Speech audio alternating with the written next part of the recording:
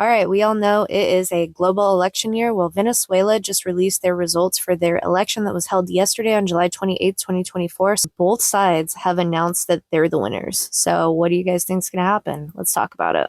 This is Nicolas Maduro, the current president of Venezuela, who took power in 2013 following the death of Hugo Chavez. There is so much controversy surrounding this guy, but his party just announced that he won 51% of the vote and his opposition got 44%. So let's just talk about this entire situation. Shortly before Nicolas Maduro's presidency, Venezuela had a very healthy economy because they are an oil-rich nation. But since then, the country has went into a free fall.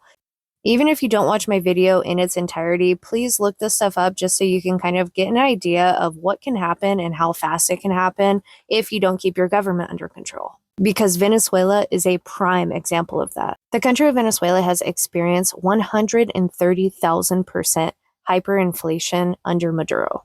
Things have been so bad in Venezuela that 7 million people have abandoned the country. Police and security forces under the Maduro regime have killed roughly around 18,000 people since 2016 for opposing the government.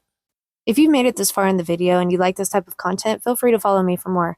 This is Maria Mercado. She's a leader in the opposition against Maduro's regime. Maria has successfully become such an influential person against the Maduro regime that Maduro's government has banned her from running in public office for 15 years. Along with that, they have arrested and jailed several people attached to Miss Maria. The opposition selected another candidate for running, but the Maduro regime stopped them from running as well, so they ended up going with Edmundo Gonzalez. It's this guy who is a political newcomer. Back in 2018, when Maduro was reelected, dozens of countries in the world said that his presidency was illegitimate.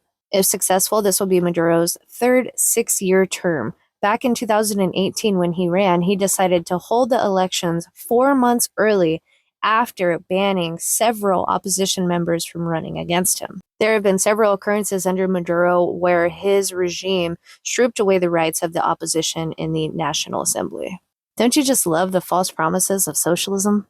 Recently, the Biden administration has reimposed the oil sanctions, which expired back in December 2023 and were reimposed in about April. Venezuela has not only had an economic crisis going on for roughly around a decade, but they've also had a political crisis since Maduro has stepped in. It's going to be really interesting to see what the Venezuelan people do. A lot of people think that they're not going to protest because of protest fatigue due to all of the deaths that have occurred from their protests previously. All right, if you made it all the way through, thanks for watching. Let me know your opinions in the comments.